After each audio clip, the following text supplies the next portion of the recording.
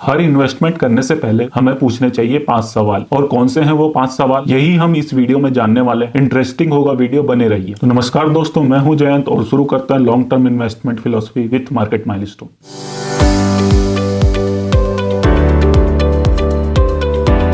So question number 1, हमें अपना investment goal decide कर लेना चाहिए। सबसे पहले तो एग्जांपल, हम अगर रिटायरमेंट के लिए गोल प्लान करना चाहते हैं तो हमारा गोल प्लान हो गया रिटायरमेंट। अगर हम बच्चों की एजुकेशन के लिए सेव करना चाहते हैं तो वो हमारा गोल हो गया। बच्चों की वेडिंग के लिए अगर हम पैसा सेव करना चाहते हैं तो वो हमारा गोल हो गया। तो अब ये हो गए हमारे लॉन्ग टर्म गोल। सिमिलरली हमारे शॉर्ट टर्म गोल्स भी हो सकते हैं। फॉर एग्जाम्पल, मुझे 1 साल बाद वेकेशन में जाना हो तो वो मेरा शॉर्ट टर्म गोल हो गया। उसके लिए भी मैं पैसा सेव या इन्वेस्ट करना चाहूंगा। या फिर मुझे 2 साल बाद गाड़ी खरीदनी है, वो भी मेरा एक इन्वेस्टमेंट गोल हो गया। अगर मुझे 5 साल बाद मुझे अपना एक घर खरीदना है तो वो भी मेरा एक इन्वेस्टमेंट गोल हो गया। तो सबसे पहले हमें एक अपना गोल डिसाइड करना है। इनफैक्ट टेक्निकल जार्गन्स में इसे गोल बेस्ड इन्वेस्टिंग भी बोलते हैं। तो ये गोल बेस्ड इन्वेस्टिंग कैसे होती है, उसी की हम इस वीडियो में बात करने वाले। तो पहला क्वेश्चन हो गया कि हमें सबसे पहले अपने गोल डिसाइड कर लिया। फिर सेकंड नंबर पर हमें क्वेश्चन पूछना है कि उस गोल के लिए हमें आखिर कितना पैसा चाहिए होगा और वो हम पता कैसे लगाएंगे। उसका भी मैं आपको एक बड़ा सिंपल फॉर्मूला बता देता हूं। मान लीजिए आपको रिटायरमेंट के लिए आपको लगता है कि आज की डेट में आपको आज के पैसों के हिसाब से 1 करोड़ रुपए चाहिए। तो मुझे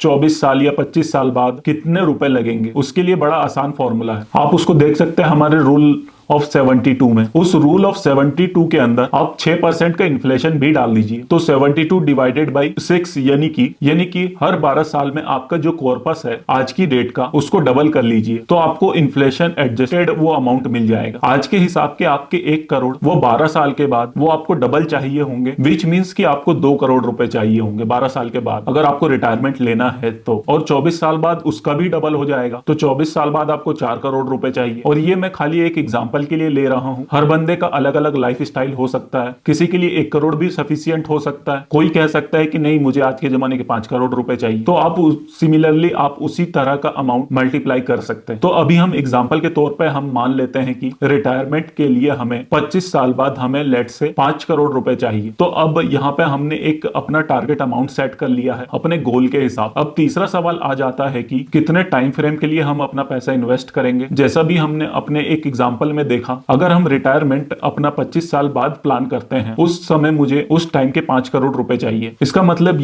हमारा जो इन्वेस्टमेंट होराइजन है वो हो गया 25 ईयर। सिमिलरली अगर हम बच्चों की एजुकेशन 10 साल बाद प्लान करना चाहते हैं तो उसके लिए हो सकता है हमें 15 लाख रुपए की जरूरत हो, तो 10 ईयर्स का हमारे पास टाइम फ्रेम हो गया। अगर मैं 3 साल बाद गाड़ी खरीदना चाहता हूं तो मेरा 3 ईयर्स का टाइम फ्रेम हो गया। अगर मुझे अगले साल वेकेशन करनी है तो मेरा 1 ईयर का टाइम फ्रेम हो गया। तो पहले हमने अपना इन्वेस्टमेंट गोल डिसाइड कर लिया, उसके लिए हमें कितना अमाउंट लगेगा वो भी डिसाइड कर लिया, कितने टाइम पीरियड में हमें वो पैसा चाहिए होगा वो हमने डिसाइड कर लिया। अब 4th नंबर पे बात आ जाती है रिस्क एंड रिटर्न्स की, कि कितनी हमारी रिस्क एपेटाइट है और कितने हम रिटर्न एक्सपेक्ट कर सकते हैं अपनी इन्वेस्टमेंट से। अब यहाँ पे देखिए, रिस्क एपेटाइट भी काफी सारे फैक्टर्स पे डिपेंड करती है। फॉर एग्जाम्पल, अगर कोई अपने 20s में है तो उसकी रिस्क टेकिंग एपेटाइट थोड़ी सी ज्यादा है, क्योंकि उसके पास अभी काफी ज्यादा टाइम है। बहुत सारे गोल्स जो है उसके लॉन्ग टर्म के होने वाले हैं, तो वो थोड़े अपने हायर रिस्क इन्वेस्टमेंट के अंदर पैसा डालेगा तो भी चलेगा। तो और वहीं दूसरी तरफ कोई अपने 50s में है, वो अपने रिटायरमेंट के काफी नजदीक है, तो उनकी रिस्क टेकिंग कैपेसिटी थोड़ी सी कम हो जाती है। तो उसी हिसाब से अपनी इन्वेस्टमेंट प्लान करनी चाहिए। और इसके अलावा इनकम लेवल भी आपका रिस्क एपेटाइट डिफाइन करता है। अगर किसी की इनकम काफी कम है, यानी कि इन्वेस्टमेंट करने के लिए बहुत ही कम पैसा बचता है, तो वो बहुत हाई रिस्क इन्वेस्टमेंट के अंदर शायद अपना पैसा ना डालना चाहे। खुद का भी एक कंफर्ट लेवल होता है। अगर किसी को लगता है कि मेरे को स्टॉक मार्केट के बारे में बहुत ज्यादा नॉलेज नहीं है, मेरे को बहुत हाई रिस्क इन्वेस्टमेंट लगते हैं, तो भले ही वो वहां पर पैसा ना डाले, क्योंकि वो उसके लिए कंफर्ट लेवल नहीं आ रहा। और साथ में इन्वेस्टमेंट का जो पोर्टफोलियो का साइज है, किसी का करोड़ों का पोर्टफोलियो है, तो उसके लिए रिस्क लेना थोड़ा सा आसान हो जाता है। उसकी रिस्क एपेटाइट उस वजह से भी बढ़ जाती है। तो इन सारे फैक्टर्स को कंसिडर करते हुए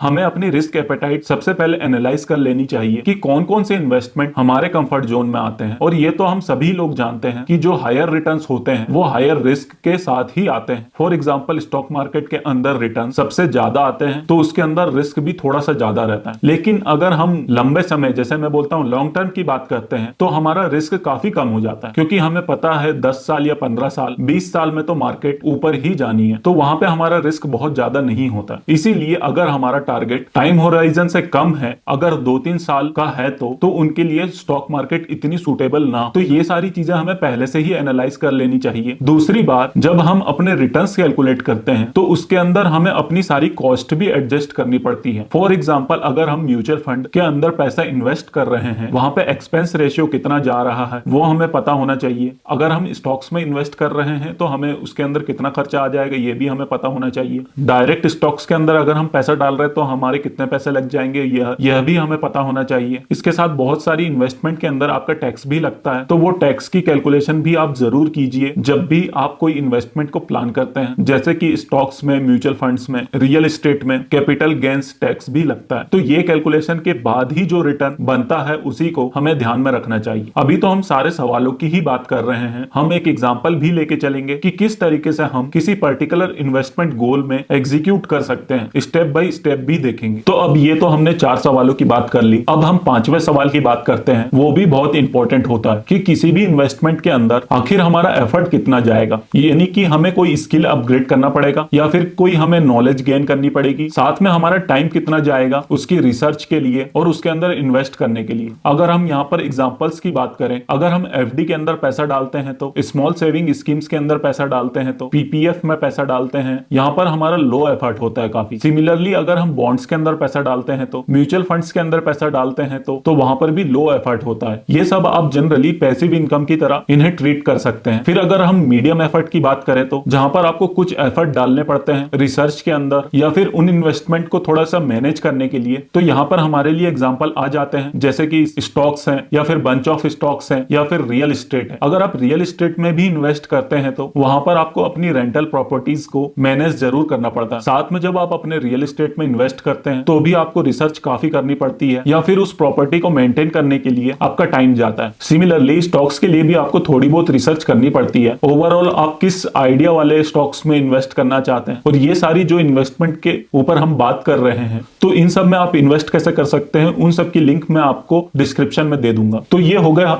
मेनली हमारे 5 सवाल। तो अब हम आते हैं अपने लॉन्ग टर्म गोल्स पर। मान लीजिए कोई अपने रिटायरमेंट के लिए पैसा इकट्ठा कर रहा है, जैसे हमने अपने एक एग्जांपल में देखा कि कोई 25 साल बाद अपना रिटायरमेंट प्लान कर रहा है और उसे 25 साल बाद 5 करोड़ रुपए चाहिए, तो वो कैसे इकट्ठे होंगे। तो अब देखिए 25 साल का एक बड़ा लंबा होराइजन पीरियड है, तो वहां पे हम थोड़े से रिस्क ज्यादा ले सकते हैं। तो यहां पर हम अपनी मैक्सिमम एलोकेशन अपनी इक्विटी में कर सकते हैं, यानी कि हम अपना 70% पैसा अपना इक्विटी के अंदर जा सकता है, यानी कि स्टॉक मार्केट में जा सकता है या फिर म्यूचुअल फंड्स के अंदर जा सकता है। बाकी का 30% पैसा डेट म्यूचुअल फंड में जा सकता है या फिर बॉन्ड्स में जा सकता है। इसका एक दूसरा तरीका भी हो सकता है, कुछ लोग रियल एस्टेट, बॉन्ड या फिर गोल्ड्स में इन्वेस्ट करने के लिए ज्यादा कंफर्टेबल होते हैं। तो अगर किसी ने कहा लेट से मैं अपना 50% पैसा रियल एस्टेट के अंदर डालूंगा, मेरे को अपनी रेंटल इनकम बनानी है, वो भी कोई बुरा आइडिया नहीं है, बिल्कुल किया जा सकता है। कोई कह सकता है कि मुझे अपना 20% पैसा गोल्ड के अंदर डालना है, मुझे बहुत कंफर्टेबल लगता है, तो डेफिनेटली आप उसके अंदर भी जा सकते हैं। बाकी का जो बचा पैसा है, मान लीजिए 30% बचता है, वो आप स्टॉक्स के अंदर डाल सकते हैं। अभी ये कितना परसेंट कौन से इन्वेस्टमेंट के अंदर डालना है वो आप अपने इंडिविजुअल रिक्वायरमेंट के हिसाब से, आप अपनी रिस्क एपेटाइट देखकर उस हिसाब से भी डाल सकते हैं। लेकिन ब्रॉडली अगर हम देखें तो जब हमारा लॉन्ग टर्म होराइजन होता है तो हमारी रिस्क एपेटाइट थोड़ी सी बढ़ जाती है, क्योंकि लॉन्ग टर्म के अंदर हमें पता है कि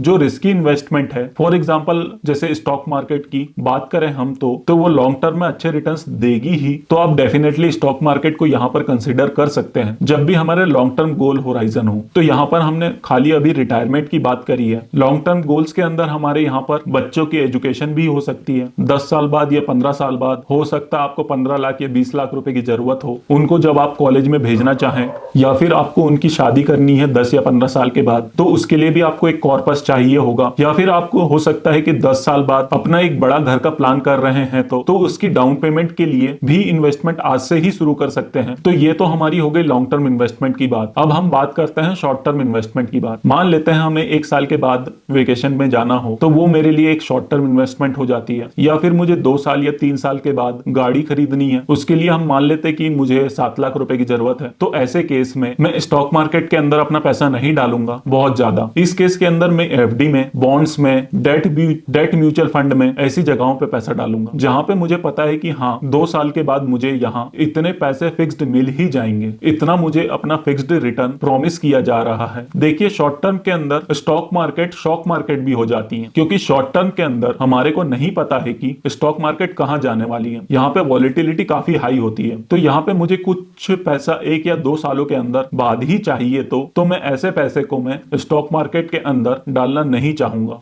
लेकिन यहाँ पे एक डिस्क्लेमर और है, अगर स्टॉक मार्केट के अंदर आप रेगुलर काम करते हैं तो, और उसे रेगुलरली ट्रैक करते हैं तो, आप काफी कॉन्फिडेंट हैं अपनी स्टॉक मार्केट इन्वेस्टमेंट को लेकर, तो आप डेफिनेटली स्टॉक मार्केट के अंदर भी इन्वेस्ट कर सकते हैं, इवन शॉर्ट टर्म में भी। तो ये था हमारा क्विक वीडियो जहां पे हमने 5 questions to ask before any investment discuss किया। यानी कि हमें अपना इन्वेस्टमेंट गोल सबसे पहले डिसाइड कर लेना है, फिर उस गोल के लिए हमें कितना अमाउंट चाहिए होगा वो हमने डिसाइड कर लेना है। यानी कि टारगेट कॉर्पस कितना, हमारा टाइम फ्रेम रहने वाला है, क्या हमारे रिस्क एपेटाइट और कितने रिटर्न्स के लिए एक्सपेक्टेशन है, और 5वां कि हमारे कितने एफर्ट्स जाने वाले हैं। मैं उम्मीद करता हूं कि ये वीडियो आपको पसंद आया होगा। अगर आपको ये वीडियो पसंद आया है तो इसे लाइक और शेयर जरूर कर दीजिए अपने फ्रेंड्स और फैमिली मेंबर के साथ। और अगर आपने इस चैनल को अभी तक सब्सक्राइब नहीं किया है तो इसमें आप नीचे सब्सक्राइब बटन दिया, उसे सब्सक्राइब करके बेल आइकन जरूर दबा दीजिए, जिससे आपको लेटेस्ट फाइनेंस वीडियो का नोटिफिकेशन तुरंत मिल जाए। तो मिलते हैं आपको एक अगली ऐसी ही इंफॉर्मेटिव वीडियो में।